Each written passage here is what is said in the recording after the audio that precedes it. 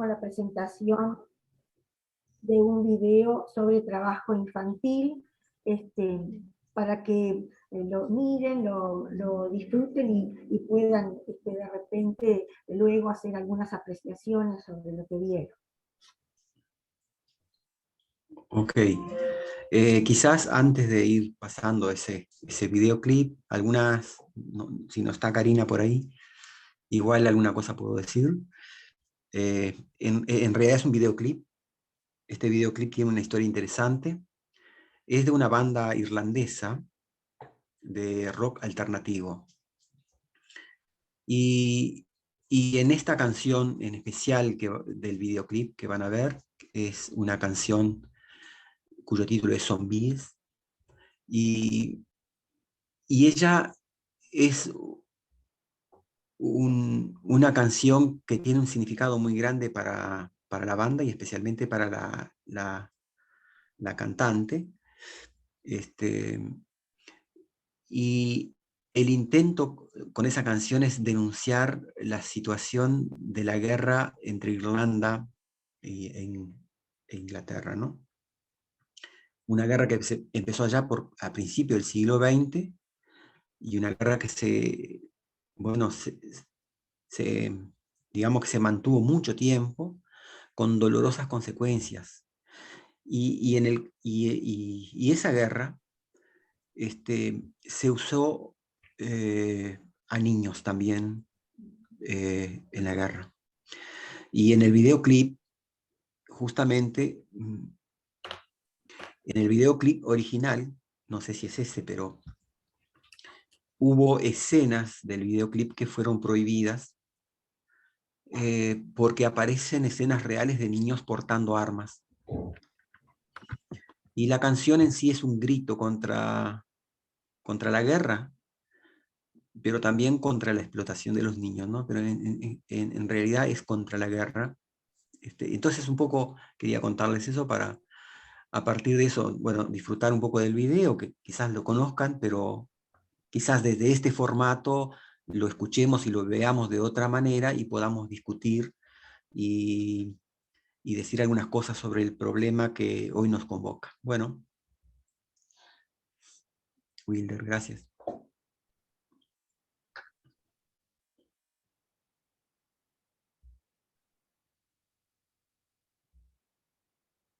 No se escucha nada, Wilder. Habría que empezar de cero, no se escucha nada.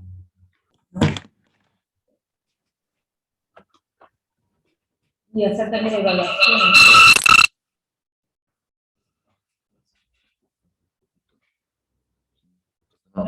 ¿Qué pasó?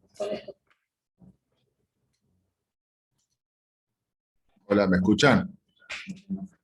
Sí, te escuchamos, Wilder, Sí, pero sí, te el sonido escuchamos. Solo un segundo que ya sale todo. habría que empezar desde cero, Wilder, gracias.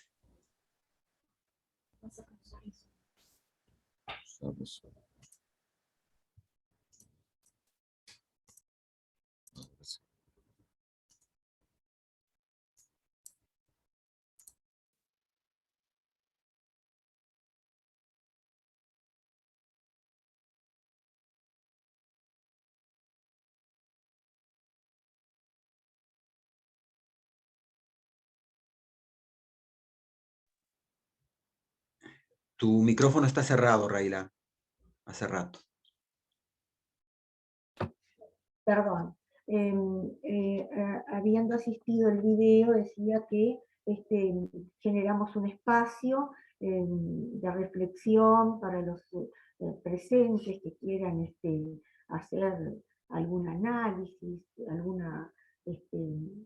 exponer alguna idea respecto de lo que vieron, qué le transmitió el video, es decir, qué ideas surgen a partir de lo que se pudo ver.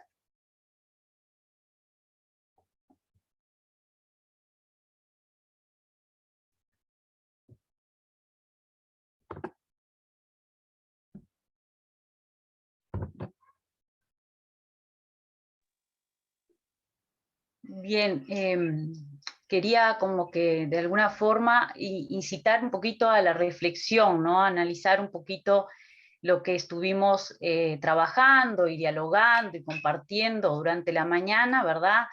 Sobre el tema de invertir tiempo de vida para producir bienes, el uso de las personas. Y bueno, los contextos de guerra son contextos muy complejos, lamentablemente, que afectan la vida de niños, niñas y adolescentes.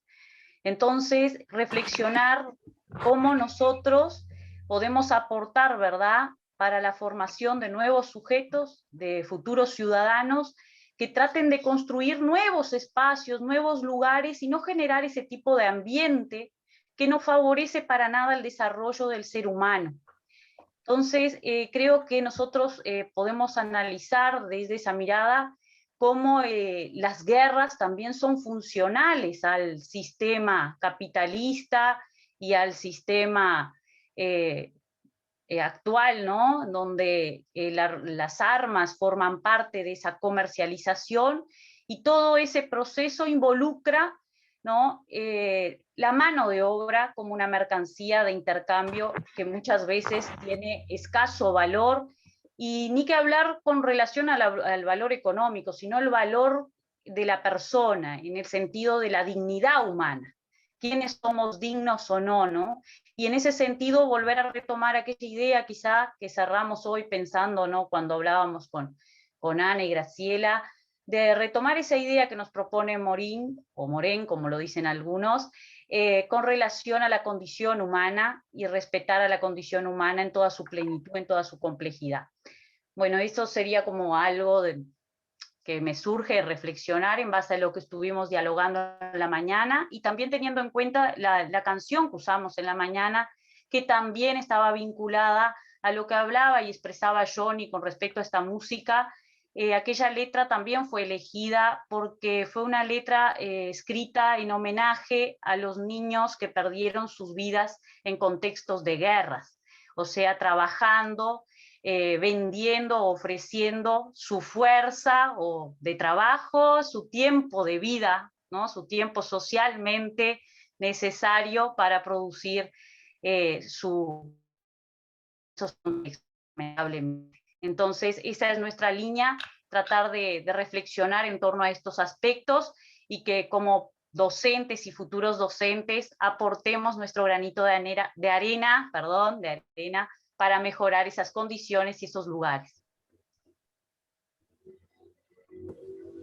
Siguiendo en la misma línea de pensamiento de Adriana, obviamente que nos chocan, ¿no?, estas imágenes de niños en la guerra, pero reflexionemos que no es menos gravoso ni chocante la violencia que nosotros a veces percibimos en nuestra ciudad y en nuestro país. Vamos a mirar un poquito para adentro también, ¿no? Cuando nosotros nos enteramos de situaciones de explotación infantil de distinta índole, ¿no es verdad? Entonces, quizás ustedes están pensando, bueno, pero estas situaciones de niños en la guerra no es nuestra realidad. Pero nosotros igual, desde el rol social que desempeñamos como docentes, podemos intervenir en otras situaciones de explotación infantil, de violencia hacia la infancia y ese tiempo que lo tienen que disfrutar de otra forma.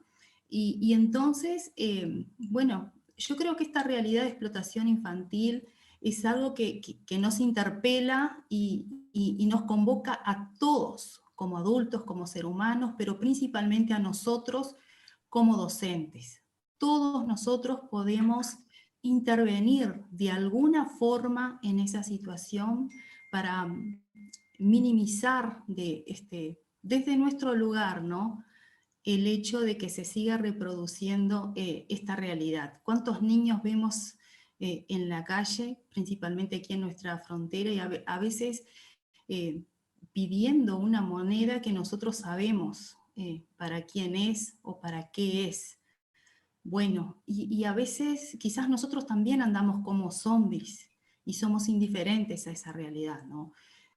Yo no quiero ser indiferente a esa realidad y apelo a la sensibilidad de todos ustedes para que podamos mirar con un poquito más de atención quizás y desear aportar desde nuestro rol docente algo para que esto no siga sucediendo. Era eso, expresar lo que sentí ahora al ver esas imágenes. Bien, muchas gracias, Ana, por tu aporte, también Adriana, por el valioso aporte de ustedes, y que supongo que genera algunas emociones y pensamientos, ideas en nuestras mentes, en nuestros corazones, al hacer estos comentarios, ¿verdad? Que por supuesto nos sensibiliza a todos. Lo importante es de repente poder manifestarlo y poder posicionarse desde el lugar que ocupamos, digo, en la sociedad, y tenemos una responsabilidad muy especial en el hecho de que nosotros somos docentes y no podemos permanecer indiferentes a ninguna de estas cuestiones, ¿no? Johnny. Sí, a mí las imágenes de este y el otro video también, ¿no? A pesar que eran más simbólicas las del anterior, sí provocan eso, pero también estoy pensando que nosotros estamos en un proceso de comprensión de eso, y que si nos quedamos acá, nos vamos nosotros con la conciencia tranquila para casa, pero no hemos hecho nada, absolutamente nada por el otro, sino por nosotros mismos. Y evitar que esto que organizamos hoy sea solo para nosotros, implica de cierta manera que esto sea entendido como un proceso, como una parte de un proceso mucho mayor, y que tiene que redundar hoy o mañana, quiero decir, en algún momento, en un compromiso que, aunque con errores, aciertos y errores, pero con un compromiso seguro a destruir o a transformar una realidad injusta, una realidad que ha tornado ciertos niveles de violencia naturales, y que por esos aparentes inocentes hechos de violencia que naturalizamos en nuestra cotidianidad, es la puerta de entrada para todo, inclusive para eso que nosotros no lo reconocemos como responsabilidad nuestra.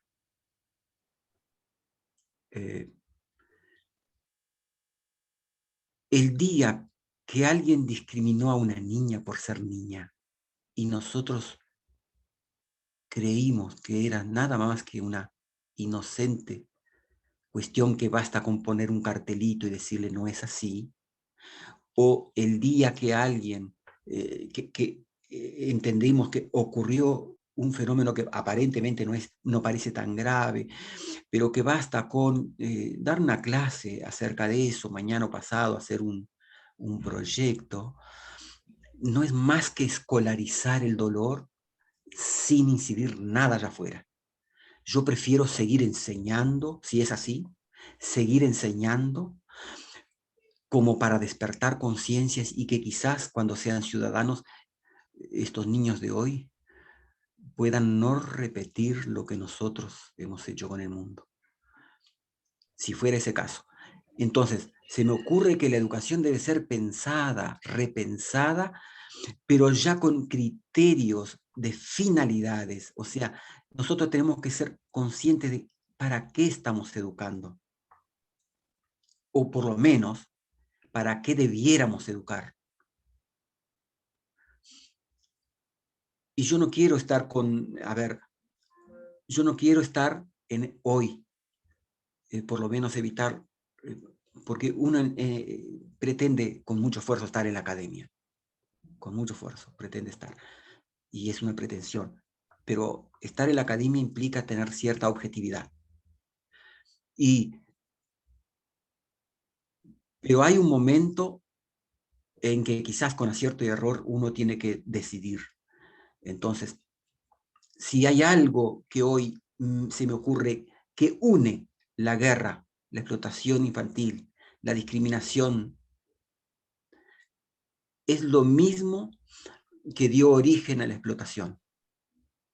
De hecho, el problema del trabajo infantil surge con la industrialización. Cuando el mundo se industrializa, en el siglo XIX, había trabajo infantil, pero no como un problema moral tan grave, porque tampoco causaba problemas tan graves, a no ser los problemas comunes, obvios que pueden ocurrir. Pero la industria, como requiere a partir de la industria mano de obra menos fuerte, menos fuerza humana, simplemente alguien que apriete un botón, que inicie una palanca o que cargue un carrito, eso llevó a masivamente incorporar al niño y a la mujer a la producción porque son mano de obra más barata. Entonces el origen de todo está en aquel obsceno, pero persistente y permanente entre nosotros, aquella obscena lógica de costo-beneficio, que está entre nosotros. Y queremos ir a la escuela, y la escuela lo único que puede ofrecernos es algo para el mundo del trabajo. Y el mundo del trabajo está bañado en esa lógica. Nadie va a la escuela, nadie manda a su hijo a la escuela para que sea mejor persona, para que aprenda más, para que sea más independiente. No, mandamos a la escuela por escolaridad. Entonces, todo eso a mí me parece que forma parte de la misma partitura. No sé si me logro hacer entender. Y entonces la lucha es muy difícil. Hagamos, yo creo que de nuestras aulas, hagamos lo mejor que podamos hacer por eso.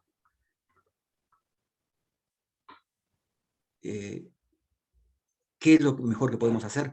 Es despertar conciencias. Es despertar conciencias. No aquella especie de boutade, de decir, bueno, qué sé yo. No, la participación en la sociedad para cambiarla es necesario, pero no es algo que ingenuamente la vamos a educar en el aula de un día para el otro, no. Eso yo creo que es una sumatoria de todo un sistema.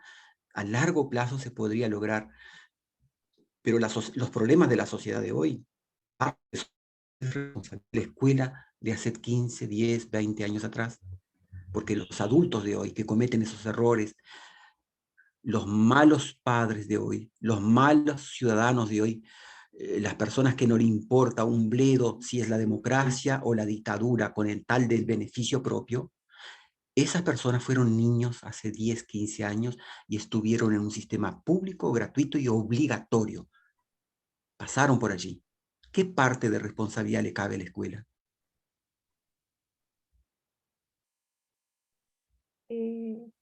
Hola. Sí, Graciela, adelante. Sí, yo quisiera agregar, me pareció precioso todo lo que dijeron, pero me gustaría agregar simplemente una frase con relación a lo que dijeron. Por ahí la escuela, la educación puede aportar muchísimo desde la palabra. También eso nos queda, ¿no? La palabra. Y la palabra en el sentido ético de la intuición. Es lo único que nos queda, Graciela, claro. Aunque sea a nivel micro, aunque sea a nivel de micropolítica, de presencia, ¿no? Es decir, porque lo otro sí es muy importante, es valioso, digo, pero ese encuentro, ese despertar, esa intuición que puede ser utópica, soñadora, pero es algo que es valioso, ¿no? Por eso un poco hoy lo que bueno, no comentamos, es decir, la relevancia de lo ético previo a lo ontológico, ¿no? Entonces, me parece que va un poco por ahí, entender eso, ese encuentro, ese ojo a ojo, ese compromiso, y eso es tan grandioso que justamente es palabra, pero al mismo tiempo no es palabra porque no tiene nombre, ¿no? Como dicen algunos. Es decir, nada más eso, decir, es toda una tarea, ¿no? es todo un ejercicio, no es fácil, ¿eh? No es fácil, implica esfuerzo, es a veces doloroso, es a veces frustrante, pero es nuestra función, es Sí, nuestro deber. entiendo que palabra en sentido más profundo. Y Claro, sí, es sí, lo sí, único que sí, nos sí, queda, pero viste que sí, la sí, sí, pero palabra la en ese palabra en tanto sentido, valor, sí, más allá de que pueda ser enajenada, ¿no? claro, sí, pero viste que la palabra es justamente aquello que se resiste a ser vendido. No que no se venda, también se vende hoy, pero se resiste Sí, más. se resiste por... No, esto siempre partiendo de una ética objetiva, como Sí, decía sí, hoy, sí, ¿no? sí. A eso me refiero, sí, está bien. Eso es A mí me parece sí que si te entendí, Graciela, creo que sí va por ahí. Y por suerte nos queda la palabra. Por suerte nos queda la palabra, ¿no? Para denunciarla incluso, ¿no? Para Sí, matarla cuando hay que matarla y sí, para intuirla. ¿No? sí. Otra vez, Con esto no queremos decir para nada la educación esa tradicional, sí, sí, sí, verbalista, sí, no, no, sí, no, no. no, no, no, no, no, En el sentido, en el sentido ético, digo. Bien, no sé, alguna otra reflexión. De lo contrario, estaremos pasando al segundo punto de la tarde, en cuanto a lo que nos convoca hoy, que es educación, trabajo e infancia. Esta es la temática de hoy, ¿verdad? Entonces, asistiremos ahora a la entrevista al doctor Pablo Abdala, presidente del Instituto del Niño y el Adolescente de Uruguay, INAU. Wilder.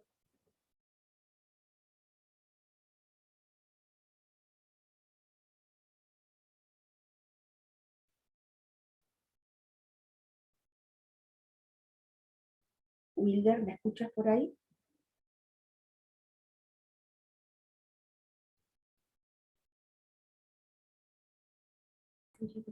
Sí, te escucho, Reila, solo que esa entrevista no me la pasaron Pensé que ustedes la iban a compartir. Lo que pasa por correo, pero compartimos. ¿lo puedes hacer, Adriana, tú directamente? Creo que lo tenemos en el grupo. Y habría que aclarar que es una entrevista hecha el año pasado, ¿no? No Pero la recuerdo temática verlo, es no pertinente la para tengo. hoy. Me fijo, pero creo que no la tengo. A ver, me voy a fijar acá. Está en el grupo. Está en Yo el la vi en el grupo, grupo. sí. Sí.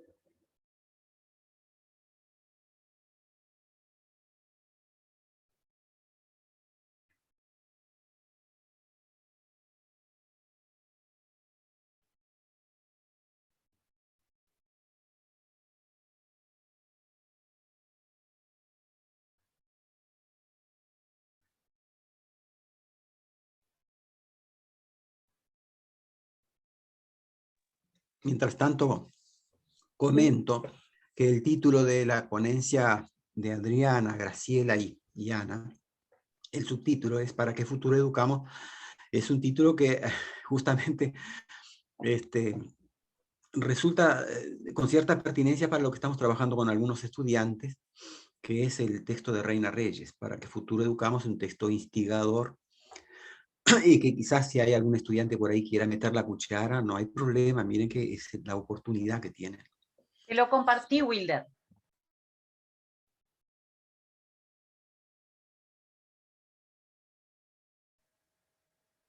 Por WhatsApp.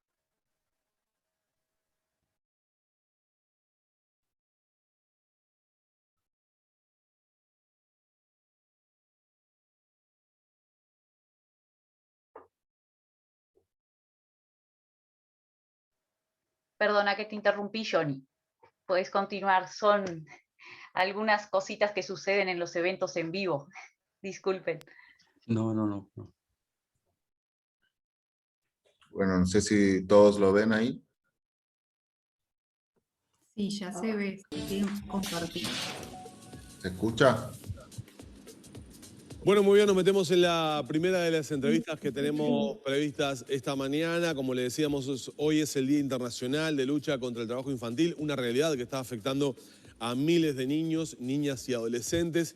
es el motivo de charla y de invitación para el presidente del INAU, Pablo Abdala, quien nos acompaña esta mañana. Pablo, gracias por acompañarnos. Gracias a ustedes por invitarme. Bueno, obviamente el tema y la excusa de la invitación de Abdala es la del trabajo infantil. De hecho, hoy se van a estar presentando datos, pero es ineludible, Pablo, que te preguntemos por este caso aberrante de Lazcano, donde, bueno, hay una denuncia ya presentada, la justicia tomando ya intervención en el caso de un hombre que todo hace indicar que habría sometido sexualmente a su hijastra desde hace ya unos cuantos años, y como consecuencia de esto la niña quedó embarazada. Hay 2 hermanitas también allí que se va a investigar qué ha pasado con ellas. Lo primero, ¿la justicia ya se contactó con INAU por este caso? Sí, efectivamente. Es una circunstancia absolutamente trágica, que por supuesto no es la primera, lamentablemente, y es más, estas cosas lamentablemente ocurren con relativa frecuencia, y por lo tanto mucho me temo desde luego que no será la última. Pero eso no quiere decir que nos resignemos y que bajemos los brazos, y por lo tanto es muy importante que actuemos, y que actuemos, entre otras cosas, hablando de estas cosas, difundiéndolas, exponiéndolas para que la gente, todos tomemos conciencia del drama que estos asuntos representan. Con relación al caso concreto, efectivamente, yo hablé viniendo para acá con nuestra directora departamental de Rocha. Ella está en contacto con la fiscal y con las autoridades judiciales. En estos casos, naturalmente, cuando el tema se judicializa, que se judicializa inmediatamente, es la Fiscalía la titular de la acción y la que actúa en coordinación con nosotros en cuanto a lo que al INAU le corresponde, que es la protección de las víctimas. Y en ese sentido, nosotros estamos a la orden de la justicia. Nuestros equipos están prontos siempre para actuar en términos de darle apoyo cuando corresponda a la menor, en este caso. Es realmente una situación absolutamente aberrante, ¿no? ¿Qué opinión le merece que el hombre todavía esté libre, que solo haya tenido una medida cautelar de no acercamiento? Y bueno, no sé, yo tampoco tengo los detalles, ni conozco específicamente las características del caso, pero supongo que esa medida cautelar lo determinará la justicia, seguramente será bien transitoria. Entiendo que esto es, digamos, muy reciente, la justicia está empezando a actuar y seguramente en las próximas horas, tal vez en el correr de esta misma mañana, en ese sentido haya novedades. Hay que dejar actuar a la justicia, naturalmente. Nosotros con la Fiscalía estamos funcionando muy bien desde el cambio del modelo procesal penal. La Fiscalía de la Nación ha desarrollado una unidad muy importante, que es la Unidad de Víctimas y Testigos. Tenemos un convenio firmado con la Fiscalía General de la Nación para que precisamente nuestros equipos técnicos, en el interior funcionan 2 equipos itinerantes que se distribuyen por regiones, operen en territorio, como se dice, y en este caso actúen en términos de apoyar y de proteger a la víctima. ¿Se espera entonces que estos equipos se contacten a la brevedad con la mamá? Sí. Por supuesto. Porque acá tenemos a la niña, pero a la madre, a las 2 hermanitas, ¿no? Hay múltiples víctimas de toda esa situación. Desde luego, es apoyar a la víctima y apoyar al entorno de la víctima, siempre sobre la base de que la palabra y la iniciativa la tiene la justicia. Claro, eso sí me parece importante lo que acaba de señalar usted, porque en el sentido de que el INAU actúa, pero cuando hay una judicialización de estos casos, tiene que esperar la orden judicial. Exacto. En este caso, quien mandata es la justicia, mandata al INAU para ver qué tipo de intervención puede hacer. En todos los casos donde hay un problema familiar en términos de ruptura de un vínculo, de desestructuración familiar, de abuso de derechos, es la justicia la que tiene que intervenir y la que a nosotros nos ordena actuar y eventualmente ingresar a determinado niño o niña en el sistema de protección, internarlo o darle el apoyo que corresponda. Nosotros ahí no podemos intervenir por iniciativa propia, en esos casos específicamente, ¿verdad? Que son los casos más duros y más complejos. Pero por supuesto, yo creo que la respuesta del Estado, hay que verlo desde ese punto de vista, en términos generales es adecuada, es apropiada. Lo que es un drama es lo que nos pasa en la sociedad con relación a estas cosas. Claro. Y eso por supuesto amerita un debate y una reflexión bastante más profunda. Para casos de estos tipos, o sea, la intervención es la institucionalización de esos niños, es desaconsejable romper el vínculo, por ejemplo, eventualmente con la figura materna. Bueno, el tema es que esas cosas se resuelven en función de las características de cada situación. Yo no sé en este caso cómo es el vínculo con la madre, claro. Eso precisamente la justicia especializada, porque también la justicia está especializada en materia de familia, incluso desde hace un tiempo, ustedes saben, a la justicia de familia tradicional se agregó la justicia de familia especializada que precisamente atienden estos casos, tiene sus propios equipos técnicos, el Instituto Técnico Forense, los equipos de psicólogos, de asistentes sociales que asesoran al juez y que para tomar las medidas correspondientes. Creo que cada caso es un mundo distinto y en cada caso es la justicia la que determina si eventualmente esa menor está bien en el ámbito de la familia o está contenida por un referente afectivo, por una madre o por un tío, por un hermano o por una familia extensa, como se dice, o si no la tiene. Si no tiene a nadie, desde luego el Estado tiene que darle amparo inmediato. Y allí es donde naturalmente es obvio que es el INAU el que interviene. Y hablando de situaciones de amparo, ya tenemos que hablar del otro caso, ¿no? De aldeas infantiles, donde un hombre fue, la pareja de una de las cuidadoras, fue procesado por pornografía. ¿Qué controles se hacen? Estamos hablando de una institución de muchos años, que tiene la tutela de muchos niños, y este es un caso, ¿no? Pero bueno, es un caso muy grave que afecta para siempre a la vida de niños, niñas y adolescentes. Y de ahí la importancia más allá del contexto. ¿Qué tipo de controles se hacen a las ONGs? ¿Cómo se asegura el Estado de que esto no pase? El Estado, el INAU tiene una estructura de supervisores, supervisa y controla e inspecciona. Seguramente no es suficiente en cuanto a la supervisión que realiza. Es decir, hay mucho celo en el sentido profesional del término y en el sentido de la vocación y del compromiso, pero naturalmente estamos hablando de decenas y hasta miles de situaciones, de familias de acogida, de convenios. Nosotros tenemos casi 1000 convenios con la sociedad civil para las más diversas prestaciones, con más de 700 organizaciones sociales. Tenemos 2000 niños en acogimiento familiar, con 800 familias amigas, 800 familias de acogida. De manera que, obviamente, supervisar y controlar en términos de eficiencia, todo eso es un gran desafío. Y se hace, pero desde luego, de todas formas, situaciones como esta acontecen y por supuesto mucho nos preocupa y nos duele. Tenemos que reforzar los controles en términos generales. Eso tiene que ver incluso hasta con el tema del trabajo infantil. Eso tiene que ver con el tema de la explotación sexual, con los inspectores que se dedican a controlar las whiskerías, los locales nocturnos, los cuerpos inspectivos del Estado. ¿Alcanzan los cuerpos inspectivos que tienen?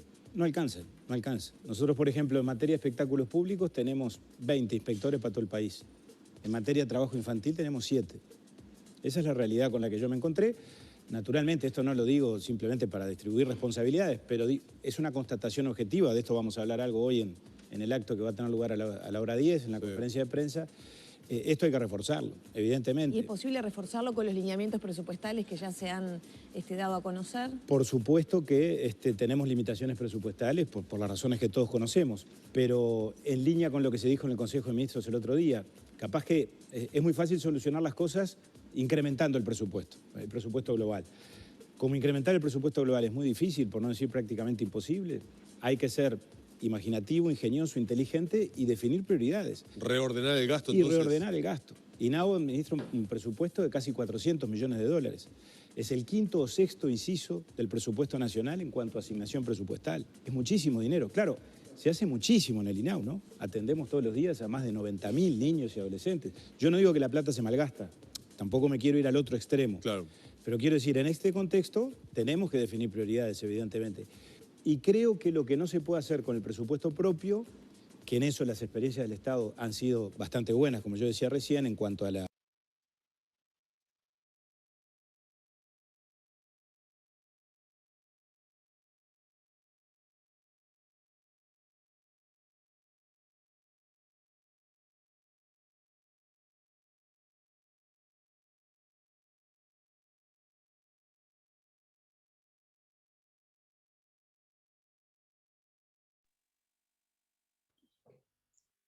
¿Se congeló?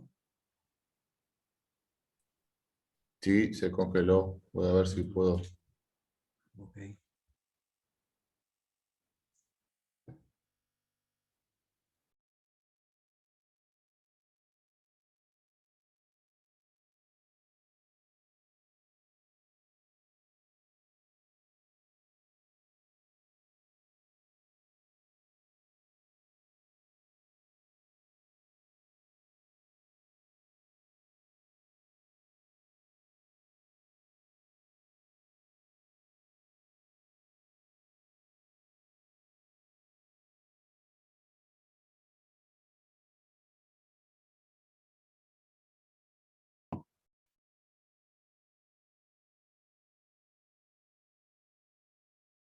Bueno, vamos a tener que esperar un poquito para ver si Wilde logra restablecer el inconveniente técnico que tuvimos con la proyección de la entrevista.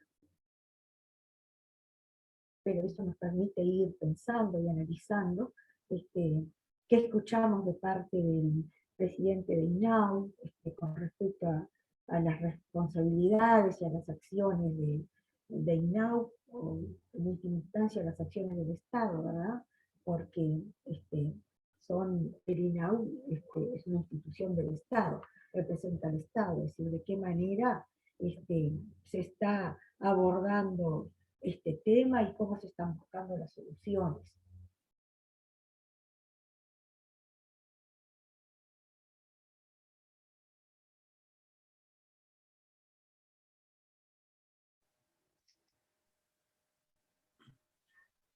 Sí, el INAU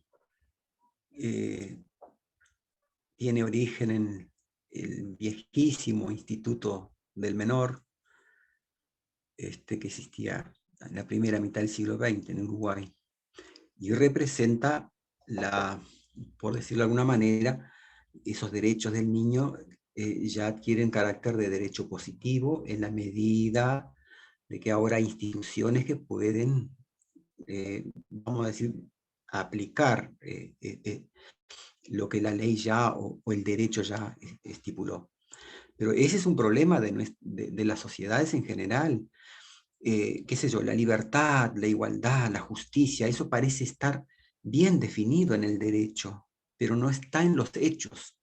Nuestra democracia parece funcionar espléndidamente en el derecho, pero no en los hechos. Entonces ahí está la tarea transformadora que puede tener la educación y los seres humanos en general, las instituciones, etc. Cómo contribuir a aquello que fue conquistado en el derecho, o sea, en la teoría, pueda ser conquistado ahora en los hechos, o sea, en la práctica. Ese es el gran problema nuestro, esa dicotomía entre teoría y práctica es la discrepancia entre el derecho y los hechos.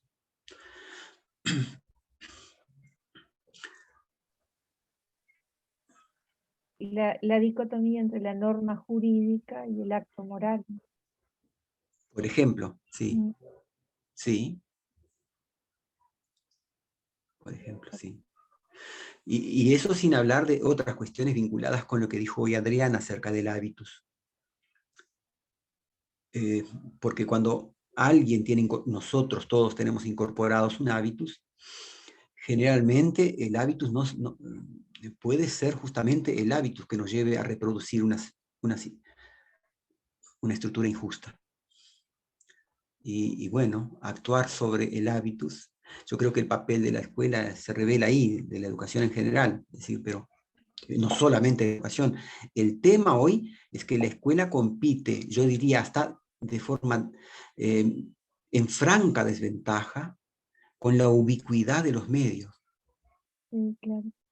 Con relación a lo que decía Adriana, el reconocimiento de los hábitos, ¿no? Ese concepto ahí es importantísimo también, ¿no? El niño está 4 horas en la escuela y apenas está para cuestiones bien curriculares, muy desconectadas de la vida, aparentemente, ¿no? Entonces, el propio niño ya no le ve, va por cumplir, y los padres ya parecen conscientes de eso también, y entonces van por la escolaridad o por qué sé yo, porque hay que pasar de clase. Entonces, esa es la percepción que uno tiene de afuera, ¿no? Pero están expuestos casi que las 24 horas del día a los medios, por lo menos algunos. Viven con las redes sociales, con los juegos, con los videojuegos, o sea, siempre están.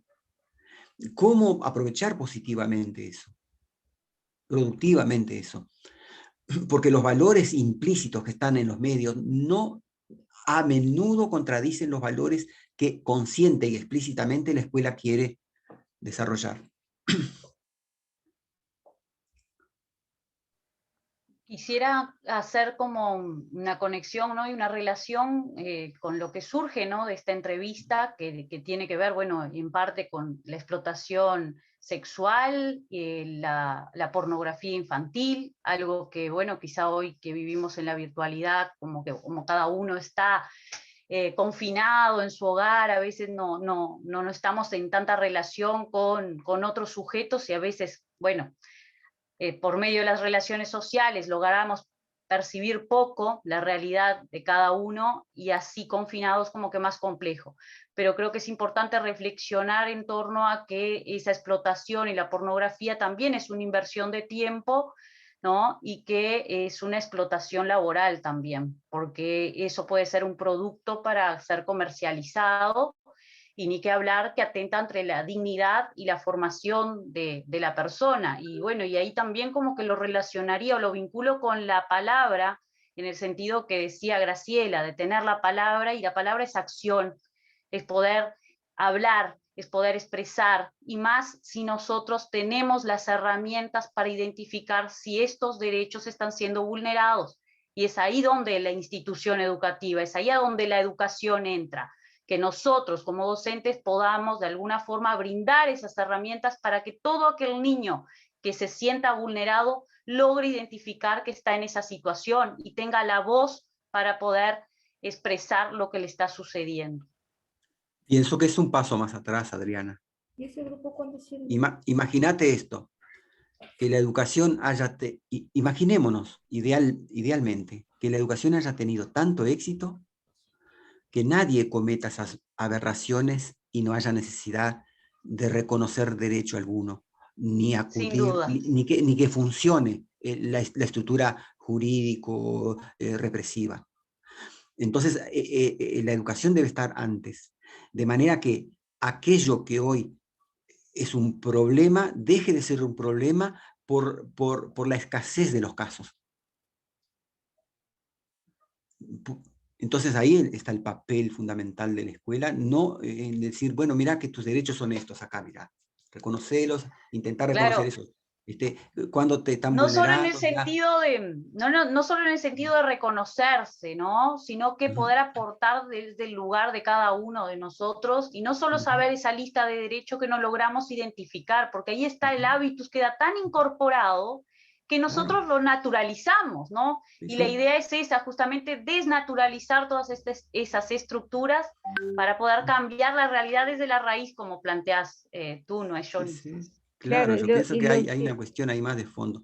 Claro, y lo que tú decías, Adriana, me parece, no sé si estoy equivocada, es lo que tiene que ver con el reconocimiento de la propia palabra, pero un reconocimiento individual, el reconocimiento de cada uno, y eso tiene que ver justamente con el que el chiquilín pueda ser crítico, ¿no?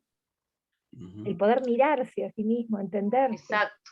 Que él sienta que su palabra también es valiosa. Que su palabra está enajenada, como decíamos hoy, ¿no?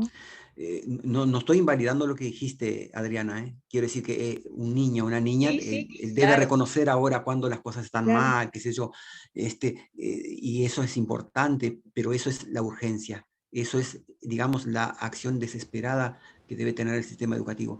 Pero eso no puede hipotecar la otra acción de fondo, de que cuando estos niños, todos ellos, aquellos que fueron vulnerados y aquellos que no, lleguen adultos, estos problemas habrán desaparecido por acción consciente de ellos, porque ellos no se permitirán jamás que un hombre le pegue a la mujer. El problema, por ejemplo, de la violencia de género podría desaparecer por esa política. Ese es el sueño, es una utopía, será, pero las utopías sirven para caminar, es un horizonte. Nosotros tenemos que pensar que acá me parece que todos tenemos que saber que la escuela es la principal política de Estado para todo. Para todo. Y lo decimos incluso por criterios corporativos. Pero no solamente por eso, por criterios conceptuales. Entonces, a mí me llama mucho la atención a veces las posturas de docentes que parecen socavar la propia educación de la cual ellos forman parte. Johnny, Vamos a encerramos con estos comentarios muy buenos, por supuesto, que nos permiten reflexionar y pensar qué es lo que estamos haciendo, ¿no? Cómo lo estamos haciendo, si lo estamos haciendo de verdad, ¿no? Siempre son muy importantes estos análisis, pero quisiera decirles que como vamos con atraso, me gustaría que ustedes encerraran esto, le dieran un cierre si tienen algún comentario más para hacer, y ahí vamos directamente a la ponencia siguiente, que ya estamos casi media hora atrasados. Bien, ¿qué les parece? A mí me parece que sí, que pasemos a la ponencia siguiente, a no ser que alguien tenga curiosidad. Igual este video puede quedar a disposición de todos los demás, todos los materiales, ¿no, Wilder? ¿Es así? Sí, sí, ya está pronto, pero si van a pasar a otra ponencia no hay problema. Se lo disponibilizo así en la página igual. Lo indica la... Bueno, Wilder, te agradezco, entonces disculpa, pero es que ya vamos con media hora de atraso. A continuación, entonces, tenemos la ponencia, cuyo título es Trabajo desde una perspectiva educativa, a cargo de las profesoras Gabriela Picapedra y Tatiana da Silva. Adelante. Buenas tardes, ¿cómo están? Muy interesante la reflexión anterior. Iba a aportar, pero yo creo que también a veces nos olvidamos cómo los marcos institucionales también hacen una concepción de sujeto, una concepción de trabajo y las relaciones de poder, como hablaba Adriana, del hábito, todo eso.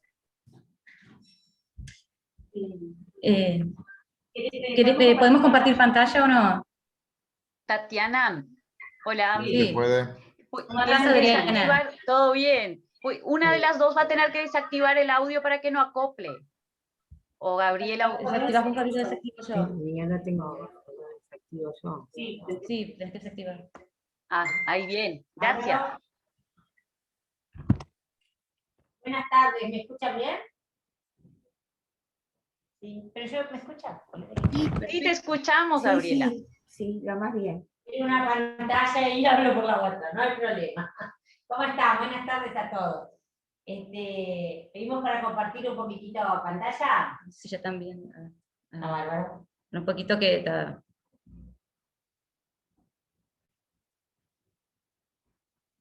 Bueno, muchas gracias por la invitación. Un placer participar en esa casa de estudio que extraño tanto, ¿no?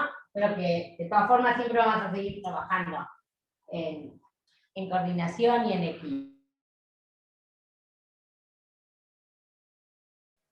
Tatiana, no se ve la pantalla, se ve negro. Dice Tatiana ha empezado a compartir, ahora, pero no se ve. Gabriela, tienen 20 minutos para realizar la ponencia. Cuando tengan 15 minutos, les avisaré que les quedan 5 aún para que se vayan manejando. 15 nos avisás. Bárbaro, Reina, gracias. No, todavía no se ve, Tatiana. ¿Será que la conexión de Ceibal acá? Ah, no, ahí sí. Ahí empezó. Bueno, elegimos, bueno, gracias por la invitación. Bueno, nosotros vamos a hablar sobre educación y trabajo, pero desde una perspectiva en la Dirección General de Educación Técnica Profesional, ¿no? La popular UTU. ¿Ah? Desde este lugar vamos a ver cómo de qué manera se da esa relación entre educación y trabajo. Como dos elementos clave, ¿no? Que han atravesado la historia de la humanidad.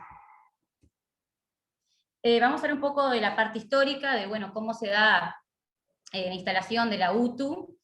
Se da en un periodo de grandes cambios, durante el periodo de gobierno de Lorenzo Latorre, ¿tá? Donde surgen una cantidad de cambios, tanto sociales, económicos y culturales, debe hacer un reconto, que derivan con la fundación de la primera Escuela de Artes y Oficio, allá por 1878 en Montevideo.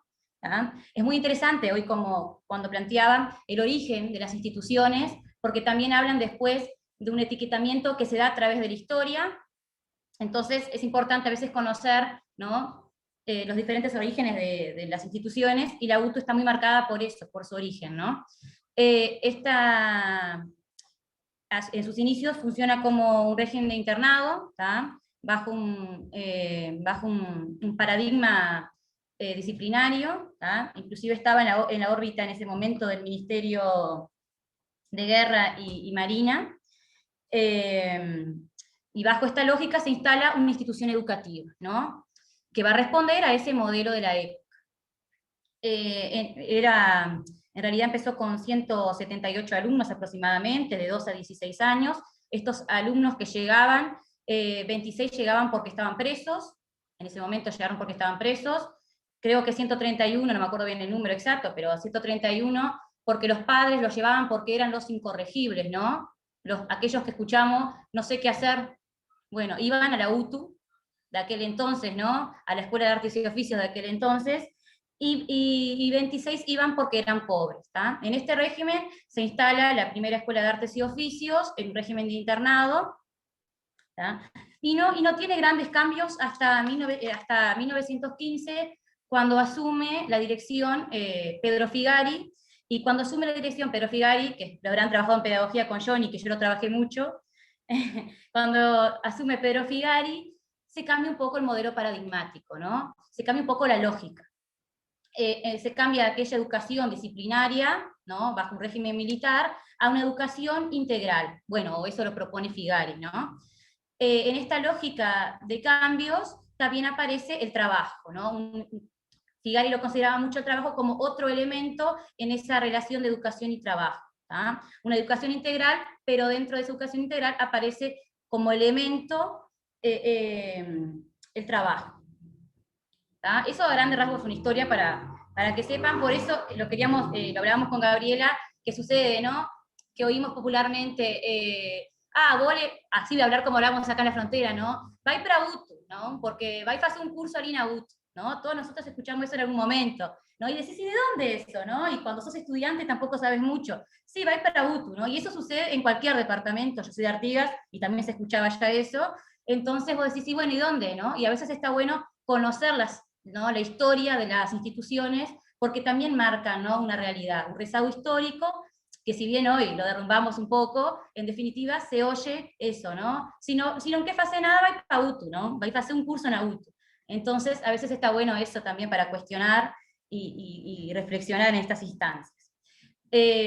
Bueno, mucho tiempo después, vamos a ir más a la actualidad, era nada más que como para compartir esto con ustedes.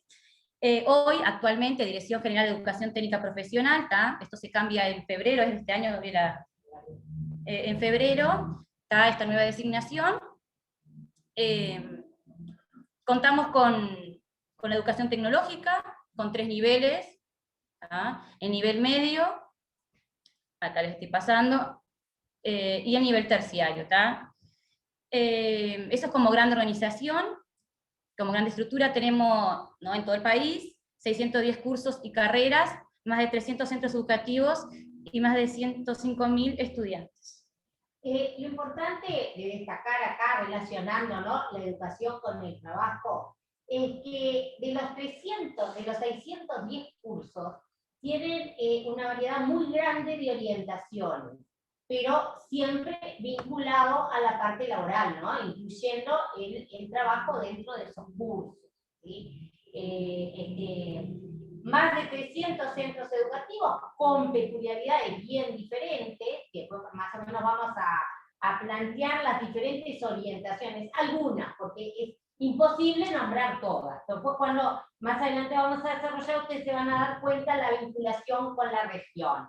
Pero tanto en educación media como en educación superior, las orientaciones van, por ejemplo, administración, aeronáutica, artes gráficas, informática, audiovisual, deporte, música, energías renovables, química, química industrial, robótica, turismo, informática, termodinámica, electromecánica, electrotecnia, estética integral, maquinaria naval, óptico, los tecnólogos cárnicos, los tecnólogos en madera, en química, pero vieron que a modo de ejemplo nombré eso, ¿no? Me quedan muchos audiovisuales audiovisuales por nombrar. Prensa. Tiene una variedad muy grande de orientaciones. Y esa variedad de orientaciones también se van a vincular con la matriz productiva de la zona.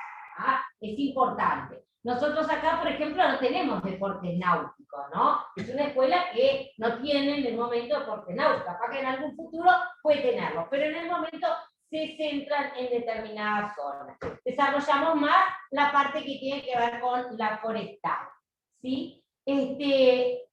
Pero, no sé si hay algunas imágenes, esto, para que vean esto de la Escuela de Nueva Palmira, de todo música. El amplio campo que abarca la educación técnica, ¿no? Un poco cambiando los estigmas que traían de surgir como un reformatorio y hoy todo lo que abarca, ¿sí? En los 3 niveles, ¿no? En los 3 niveles. En el nivel de educación media, ya sea media básica o media superior, y en el nivel de educación terciaria. O sea, un estudiante entra a primer año de ciclo básico y sale con una carrera terciaria. Puede salir con un ingeniero tecnológico o un tecnólogo en las orientaciones que... Sí. Por supuesto que la oferta educativa a veces, o sea, tiene que ver con, como dijo Gabriela, con cada zona, ¿no? Capaz que muchas cosas que ves en la página no lo tenemos a veces. Esto era para que más o menos... Bueno, esta presentación es un esquema para que ustedes vean los diferentes niveles, las diferentes modalidades, que no viene el caso a explicar ahora. ¿Qué nos interesa de eso? Todas estas modalidades tienen como salida el campo laboral. Y ese campo laboral, por supuesto que les va a permitir una continuidad educativa, pero todas tienen el campo laboral. Y aquí el tema que nos aboca hoy, ¿no? Cómo lograr esa unidad entre la educación y el mundo laboral. Desde la perspectiva que desde un momento inicial fue propuesta, por ejemplo, por Figari, que es uno tal vez una de las principales figuras que tenemos dentro de la educación técnico-profesional. Pasar, ahí el diferencial, no sé si queda. Bueno, ¿cuál es el toque diferencial entonces de esta propuesta? Justamente es integrar los aprendizajes a la diversidad del mundo del trabajo como componente fundamental del proceso educativo, ¿no? Porque hace parte del proceso desde que empieza. No es, yo tengo un proceso educativo y después salgo al medio laboral. Ya vamos a ver cómo se integra ese medio laboral desde el inicio de ese proceso educativo. Era lo que decías hoy, Johnny, ¿no? El cuestionar la teoría y la práctica. Bueno, en definitiva, esto lo que busca es eso, ¿no? Ese punto de encuentro entre la teoría y la práctica.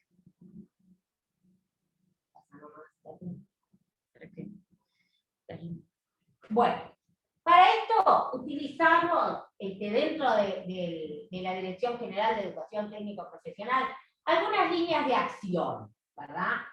Entre otras. Esas líneas de acción, por ejemplo, el Observatorio de Educación y Trabajo, vamos a ver ahora en qué consiste, un proyecto que se llama Unidad de Alfabetización Laboral, que después vamos a ver cómo se desarrolla también, y en la parte curricular de las asignaturas. El Observatorio de Educación y Trabajo es un espacio, en realidad, de teorización, y donde se realizan encuestas de que, en realidad, buscando esa articulación, ¿no?, entre el mundo del trabajo y el mundo de la educación. En definitiva, es un espacio donde diseña estrategias, que se encuentra en UTU Central, donde diseña estrategias teniendo en cuenta lo que decía hoy Gabriela, ¿no? Las demandas de los sectores, tanto la demanda, ¿no? Si acá es forestal, bueno, forestal, por eso en otros hay lechería, en San José, demanda eso y los requerimientos que quiere el mercado, y va diseñando diferentes políticas dentro de CTP, dentro de Dirección General de Educación Técnica Profesional, va diseñando diferentes políticas en función de esa demanda, que tiene como objetivo fortalecer la relación entre la educación y los actores sociales y económicos de la población en general, y que también, de cierta manera, promueve, ¿no?, la inserción profesional de los egresados o estudiantes avanzados, ¿no? Este observatorio, en realidad, es el cual tiene acceso a los estudiantes, y en el cual encuentran diferentes información que les posibilita un acompañamiento a su trayectoria educativa, está teniendo en cuenta también el elemento del trabajo, ¿no? Siempre hablamos de trayectoria educativa, pero también uniendo a esta trayectoria educativa el elemento laboral, ¿ah? Pero un elemento laboral, como decían ustedes, bueno, con un derecho pleno y no un derecho muchas veces en el papel, ¿no? Ahora vamos a abrirla con la buena. Sí, bueno, pasar a la próxima diapositiva. La unidad de alfabetización laboral, ¿verdad? Aborda esa relación educación y trabajo, pero aborda en el territorio. Entonces nosotros vamos a tener que las diferentes regiones del Uruguay, ¿verdad? Que tenemos, está dividido en regiones, que no son las mismas regiones, por ejemplo, que secundaria, pero un departamento, dos de diferencia, pero abarcan dos regiones norte, una región central y dos regiones. Hay una unidad, por supuesto que hay una unidad de alfabetización laboral central, pero también están a nivel de territorio. Van a trabajar a nivel de territorio justamente para relacionar la educación con el trabajo en ese territorio y sobre todo trabajar con la matriz productiva de ese territorio. ¿Por qué? Porque va a fortalecer, ¿verdad?, la relación de trabajo desde proyectos de los estudiantes con los diversos cursos que tienen las instituciones con la zona. ¿Ah? Y acá el marco de actuación legal, vamos a decir, de esta unidad, tiene que ver con lo que establece la Ley de Educación en su artículo 40, ¿no? Que se centra en dos aspectos, lo que está en la próxima, ¿no? Esos aspectos tienen que ver con trabajar, o subir un poquitito, la educación en derechos humanos, ¿verdad? Y la educación a través del trabajo. Para poder trabajar temas, por ejemplo, como el trabajo infantil o la vulnerabilidad de los derechos, lo primero que tenemos que hacer es visibilizar. Si nosotros no visibilizamos una situación, no la podemos combatir. ¿Ah? ¿Cómo vamos a visibilizar esa situación? Bueno, desde las diferentes unidades temáticas que son incluidas en la parte curricular, ahora pasarlo a la parte curricular, ustedes van a ver que en la parte curricular, lo que tiene que ver de esta variedad grandísima que hay de cursos, en lo que es el Consejo de Educación Técnico Profesional, la asignatura, el ANIA, porque nosotros acá hablamos de ANIA, derecho, lo que tiene que ver con derecho, ciencias sociales, abarca más de 88 áreas. Y esas áreas, a su vez, tienen diferentes asignaturas. Cada una de estas propuestas de cursos en las diferentes modalidades que hay, tienen una parte que maneja la parte de legislación. ¿Ah? ¿Por qué? Porque se considera que la mejor forma de poder garantizar esos derechos es que se conozcan, ¿verdad? Y uno de la temática que tiene la UAL dentro de los diferentes tópicos que tiene, ¿verdad?, es trabajar el trabajo como un derecho, pero también trabajar el trabajo como vulnerador de derechos. ¿Ah? Perdón, Gabriela, te quedan 5 minutos. Se tiene que adecuar a toda la normativa, nacional e internacional. No vamos a hablar de eso, ¿no? Pero piensen, ustedes deben haber hablado en la mañana, yo pido disculpas, pero estaba en otra tarea, no pude, pero por la temática más o menos entiendo. ¿En qué consiste el trabajo infantil, no? Todas las normas que hay que cumplir para no entrar, caer dentro de lo que sería un trabajo infantil. Imagínense, escuelas agrarias, tambos, donde la parte didáctica, o sea, la parte curricular, va de la mano con el trabajo, porque los chiquitines aprenden haciendo. Entonces, son los chiquitines que van a trabajar en la productividad, van a plantar, van a trabajar en los tambos, y hubo que adecuar todo eso a las nuevas normas, por ejemplo, los pesos de lo que tienen que cargar, toda la parte de seguridad que tienen, porque todos estos cursos, toda esta propuesta, ninguno de ellos es exclusivamente teórico. Todos tienen dos componentes, el práctico y el teórico. Entonces, ¿cómo afrontar esa realidad? Bueno, haciendo que los propios alumnos sean conocedores de ese derecho, pero del trabajo como derecho, pero también del trabajo como vulnerador de derechos. ¿Ah? Porque muchas veces aquello que decíamos, pero está trabajando, pero muchas veces está trabajando y se le está prohibiendo acceder a la educación, por ejemplo, está cuidando a los hermanos, está lo que considerábamos o no, cuando algo es considerado trabajo infantil o no, ¿no? Cuando pasa de ser trabajo para llegar al otro punto. Bueno, eso por supuesto que toda esta institución tuvo que adecuarse a todo eso e ir cambiando todas la normativa, siempre ajustándose a la normativa nacional e internacional. Dentro de los tópicos que trabaja la UAL como asignatura, que está en la asignatura de FPB, está en rumbo, por ejemplo, en nivel 1 y en nivel 2, y tiene, por ejemplo, reconocer las herramientas culturales para la defensa de esos derechos, toda la parte de discriminación en el ámbito laboral, entre ellas el trabajo infantil, se trabaja toda la parte del diálogo social, de la negociación colectiva, ¿verdad? De los medios productivos, del acceso al empleo, de toda la parte de discriminación por género, por ejemplo, a veces trabajarlo desde la propia institución es muy difícil, porque en el momento de las inscripciones, por ejemplo, ¿no? Viene un chico a inscribirse y uno le dice, quiero hacer, a ver, ¿qué tengo? No tengo más nada para una mujer, porque me queda en electromecánica, me queda en ingeniero tecnológico. Trabajar esto desde adentro de la propia institución, ¿verdad? Romper mitos, romper estructuras que ya están hechas, es muy difícil, ¿no? Y por más que uno trate como institución de quebrar esas barreras, vemos que hay cursos que son priman los varones y en otros priman por el lado de las mujeres, ¿no? No quiere decir que acá haya cursos exclusivos o no, pero cuesta mucho romper con toda esa trayectoria.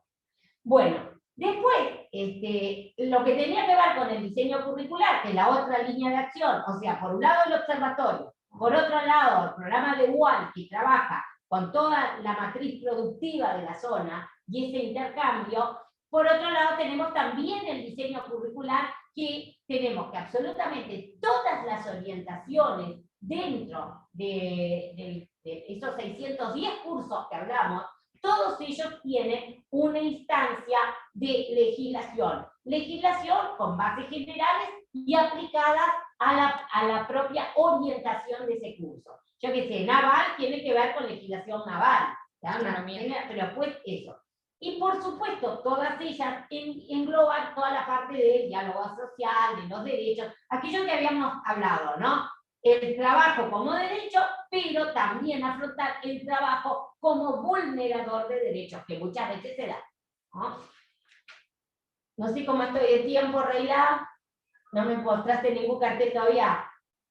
Sí, te avisé, tú estabas entusiasmada con tu ponencia, no me escuchaste, bueno, creí que perdón, tu compañera te había escuchado. 2 minutos y cierro. Bien. Las pasantías. ¿Ah? Pasantías.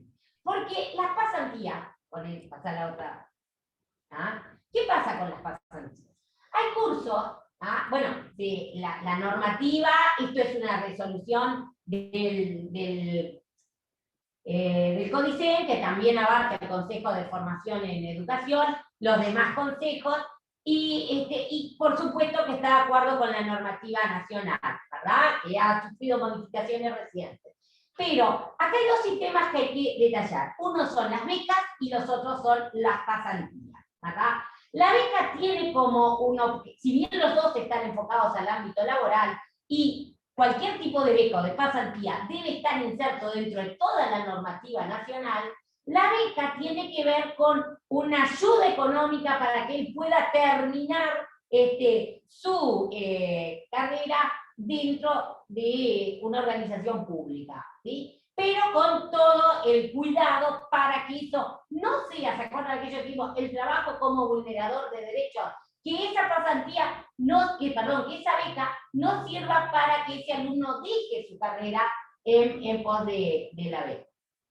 Y la pasantía tiene que ver con aquel alumno que ha culminado los estudios y viene a ser una primera inserción laboral, con todas las características que tiene también, pero con un tiempo determinado, no puede pasar más de 18 meses. Y hay otra característica acá, que hay lo que se llama una pasantía en algunos cursos que son obligatorias, hacen parte de la propuesta curricular del curso, ¿no? Las pasantías no siempre son pagas. Muchas veces el pasante trabaja en forma voluntaria. Pero acá tiene que haber un contrato con la institución, que en este caso sería con la Dirección General de Educación Técnico-Profesional, y un convenio con la institución al cual el alumno concurre. O sea, la escuela en cuestión, la escuela técnica, la agraria, lo que fue. Todo esto también está dentro de la protección laboral. Y para terminar, último, decir que si bien empezamos por una génesis de cómo fue creada la UTU y que todavía sigue con un estigma muy grande, a pesar de que uno trate de cambiar esa visión, pero tenemos que ser realistas, porque lo mismo que pasa con el trabajo infantil, ¿no? Si nosotros queremos combatir algo hay que visibilizarlo. Si nosotros lo negamos, va a ser imposible. Entonces, ¿todavía seguimos cargando un estigma muy grande? Sí, es verdad. Pero en este caso de las personas, no solo se forma para ser un empleado, se forma para también ser un empleador. Cuando egresan de un curso de UTU, eso que dice salida al campo laboral, no debe entenderse que voy a salir bajo una relación de subordinación. Yo salgo al campo laboral como empleador también. Y es tan importante que conozca el trabajo como derecho para no tener el trabajo como vulnerador de derechos, desde el punto de vista del empleador como del trabajador. Por eso se trabaja en los dos aspectos. Y con Tatiana, ¿verdad? Elegimos una frase justamente que eligió Tatiana de Figari, que a pesar de la fecha, ¿verdad?, que fue escrita, creemos que tiene una permanencia. Enseñar a producir es guiar el esfuerzo productor de modo que vaya lo más directa y eficazmente a dar satisfacción a la necesidad o aspiración orgánica que lo determina. Si algo hay que eludir en la tarea educacional es el peligro de la explotación del hombre por el hombre. Más o menos engloba lo que hoy justamente quedé pensando con la presentación anterior, esto, ¿no? De esa construcción del sujeto ¿no? Y cómo construimos la idea de niño, de adolescente, que después reproduce un modelo de sociedad, ¿no? un modelo de institución, y creo que es eso, ¿no? Creo que desde el rol que estamos, lo que podemos hacer en este momento, como decían hoy John y Graciela, digo, es visibilizar, bueno, es visibilizar y capaz desde nuestras aulas, desde dar la palabra, desde escuchar, y creo que estos espacios generan eso. Yo entiendo que no es un día, ¿verdad? Que esto es un día para concientizar, pero nosotros podemos trabajar esta temática, cualquier tema transversal, cualquier eje del artículo ponente a la ley de educación, todos los días en el aula, ¿no? Absolutamente todos los días. Bueno, espero no haberme extendido mucho en el tiempo, Rey. Perdón. No, Gabriela, estaba por demás interesante todo lo que estaban informando y planteando ustedes. muchas gracias, muchísimas gracias por haber aceptado nuestra invitación. Hoy cuando ingresabas y agradecíamos el haber pensado en ti para esta actividad, pero te quiero decir que nosotros nos sentimos muy honrados con que tú hubieses aceptado, porque siempre sabemos la calidad de tus aportes. Así que muchas gracias a ti.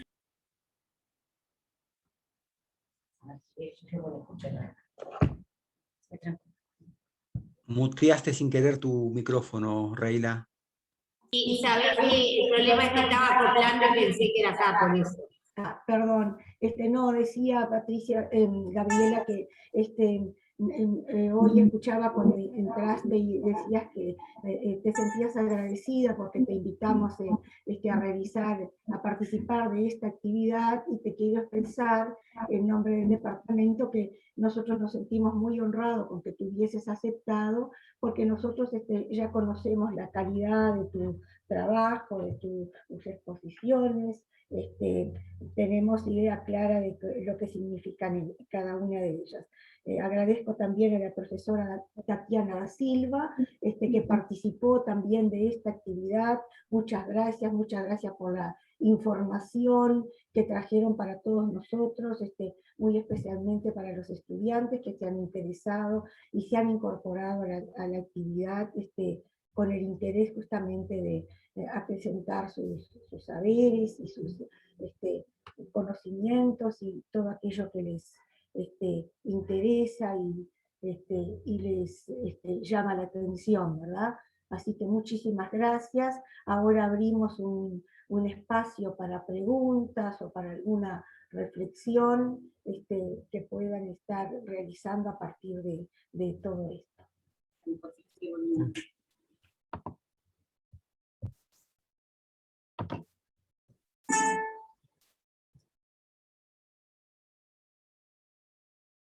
Bueno, está abierta la... Solo un detallecito, me gustaría manifestar mi alegría de que Tatiana esté compartiendo con nosotros desde su rol como docente, porque fue nuestra alumna en el SARC, entonces... De varios. Es muy lindo. Por otro lado, también un poco remitiéndome al afiche, ¿no? de la jornada, que si ustedes observan, es como una hoja rasgada que pone de manifiesto una realidad de niños trabajando, ¿no? Y es eso lo que de alguna manera nos pasa a nosotros, ¿no? De caminar de un lado a otro y no ver una realidad que está, apenas podamos tomar una acción de romper un velo, romper algo que muy tenue que oculta esa realidad, pero la tenemos tan internalizada del niño que trabaja, de la niña que trabaja, que camina con nosotros en la calle, que nos pide una moneda, que nos pide para limpiar nuestro parabrisas, y la niña que cuida niños de otra familia, y que lo asimilamos como algo natural, ¿no? Y que por otro lado, mientras vamos asimilando eso como natural, también vamos asimilando el hambre, la pobreza, la marginalidad, la ignorancia que se va perpetuando generación tras generación. O sea, no es algo menor el poder empezar a ver, ¿no? Sacarnos ese velo, romper ese papel que nos está ocultando esa realidad. Y lo interesante es que nosotros caminamos todo el tiempo viéndolo, sin percibirlo, pero en nuestra frontera, ¿cuándo es que percibimos al niño en la calle, al niño trabajador? Cuando vienen los turistas y hay que esconderlos, porque ahí nos damos cuenta que ellos están, pero nos están molestando y los tratamos como objetos. Un poco para... Me hizo pensar todo esto, ¿no? Esta jornada. Sí. Sí, Marila, sabes que estamos tan acostumbrados a ver como trabajo infantil las peores formas de trabajo infantil, la prostitución, el trabajo esclavo, el trabajo en las minas, el trabajo en los niños de guerra, y nos parece que es tan lejano a nuestra realidad, y lo demás es normal. Pero ¿qué pasa?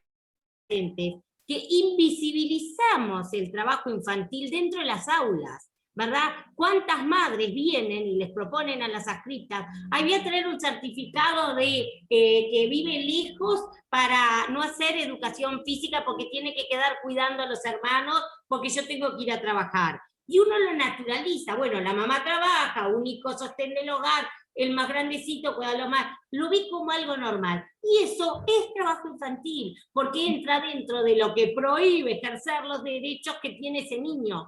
Que uno de los derechos es jugar, uno de los derechos es la educación física como una asignatura de una educación integral, ¿entiendes? Porque nos pasa eso a diario, educación física, contra turno, no viene, entonces te lo dice así, no, en realidad no está enfermo, es por distancia, porque tiene que cuidar a los hermanos, y nosotros a veces legitimamos esa situación, ¿no? Eso es lo peor que nos puede pasar, porque invisibilizamos esa situación y no podemos hacer nada, ¿no? O muchas veces cuando vienen a buscar alumnos para trabajar, ¿no? A la UTU es muy común que vengan, llaman de las empresas pidiendo alumnos.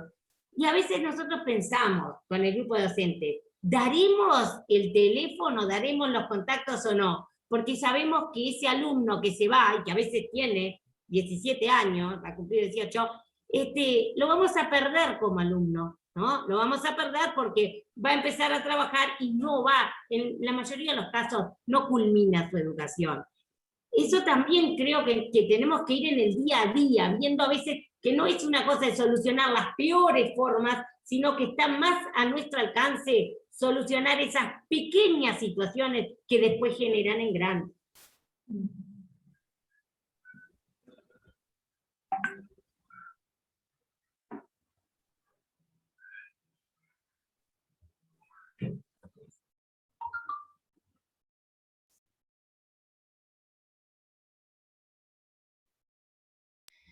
También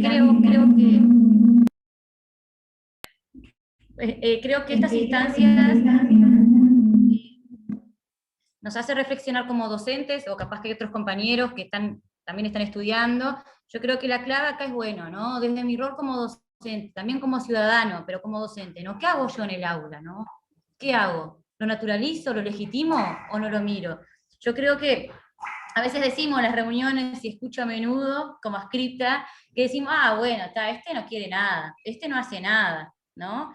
Y digo, y le estamos escribiendo un destino. Y yo creo que la clave acá nuestra de la educación es no generar destinos, ¿no? Preestablecidos. Al contrario, es romper con eso. Es decir, no, es igual que la hermana no hizo nada, dejó hace 5 años y este va a seguir igual. Digo, no, yo creo que la clave de la educación es romper con esos destinos, ¿no? Es abrir la posibilidad de cambio. Digo, y elegimos una profesión donde tenemos muchas herramientas. No vamos a cambiar el mundo y lejos de eso, pero digo, la idea es que yo pienso que la educación toca, ¿no? La educación toca. Yo creo que de alguna manera u otra toca, y esa es la clave.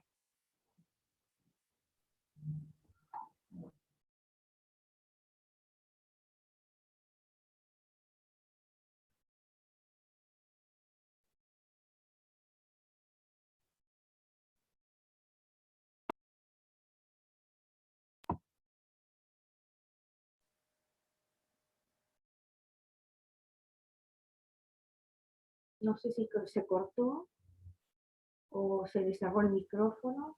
No, se escucha bien, Reira.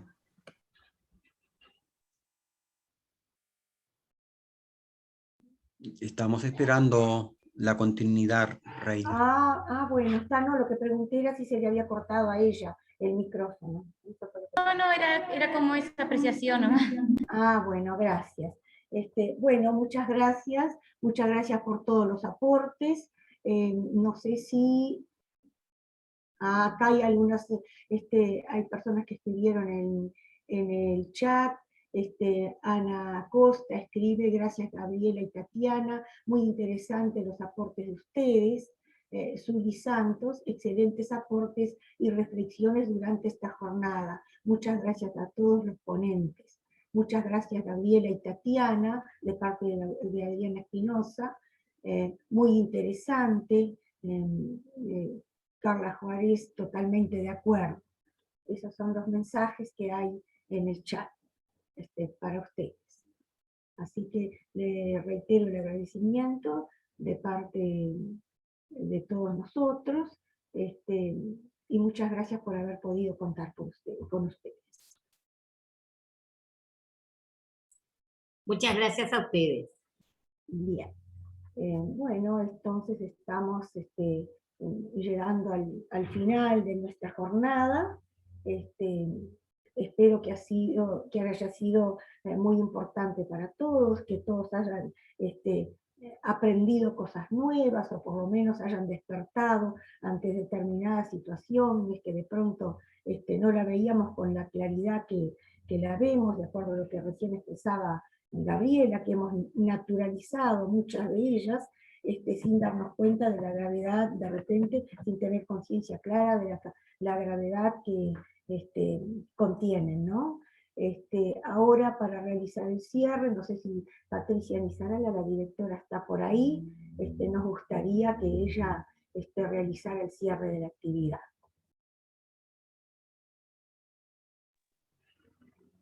La estoy observando y estoy casi seguro que no te escucho. ¿Que no me escuchó? Ah, ¿será? Debe estar con el micrófono, porque está trabajando, se ve. Ah, bueno, Patricia, No. no sé si... ¿No? ¿No escucha? No, no importa. Entonces, Bueno, entonces nada más vamos, que agradecer entonces a todos. Bueno, vamos cerrando por acá entonces. Johnny, ¿tú querías Sí, hacer el cierre? ¿estás escuchando, Patricia? Ok. Nos gustaría que cerraras con un agradecimiento, algo de parte de dirección. Gracias. Bueno, un agradecimiento especial por esta linda jornada. Estuve siempre acompañando, trabajando y acompañando, porque el momento es complicado para todos. Estamos trabajando a tiempo completo, prácticamente todas las horas del día, para sacar adelante esta institución. Y realmente es como se trabajó a lo largo de todo el día, ¿no? Nosotros, como una institución formadora que somos de formadores, tenemos que estar profundizando en estas temáticas. Un agradecimiento especial a ustedes, al Departamento de Ciencias de la Educación, por traernos estos temas que son tan necesarios, ¿no? Para nosotros docentes y para los estudiantes también. Gracias a los estudiantes por este afán que tienen permanentemente del conocimiento. Bueno, un agradecimiento a todos los ponentes, y especialmente a esa hermosa conferencia central que tuvimos hoy. Agradecerles a cada uno de ustedes la participación de los docentes de afuera de la institución, que también demuestran ese deseo por aprender, formarse y ser mejores seres humanos, ¿no? Creo que esta es la idea.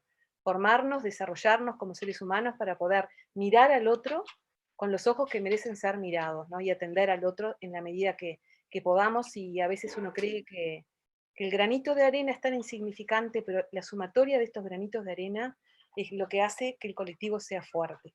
Y nosotros tenemos que ser muy conscientes de que la educación, se me fue el video, puede transformar estas realidades, ¿verdad? Con un esfuerzo de todo el colectivo de la sociedad, no solamente la educación. Tenemos que ser fuertes como sociedad. Y bueno, un agradecimiento a todos, muchas gracias. A ustedes, profesores de Ciencias de Educación, como siempre, un agrado tenerlos como equipo. Se me va el video, es sin querer, no piensen que es por otra cuestión. Me aparece algo ahí de forzado, de salida, y se me desaparece la cámara. Bueno, un agradecimiento especial. Y pronto ya estaremos para estar organizando la próxima jornada, ¿no? Las jornadas virtuales, sí. Las jornadas virtuales. Sí. Nos autoconvocamos desde ya, entonces, con los estudiantes también. Esto no es más que una van premier. Exactamente. Bueno, gracias. A descansar ahora. Que pasen bien. Bueno, muchas gracias a ti, Patricia, muchas gracias a todos, que pasen bien, gracias por la presencia, por el estar y por el participar, cada uno desde su lugar. Muchas gracias. Gracias, Reila.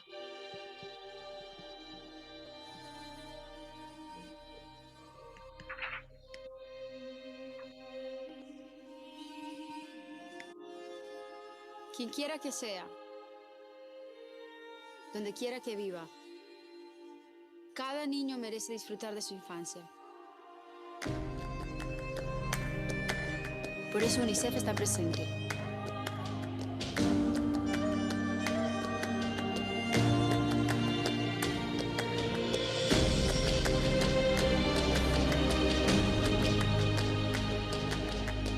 Trabajando cada día en más de 190 países, en algunos de los lugares más recónditos del mundo, aquellos que están más lejos de la ayuda. Por eso estamos y estaremos hasta el final, sin rendirnos. Quédate con nosotros. Stand with us. Stand with us. Stand with us. Para cada niño.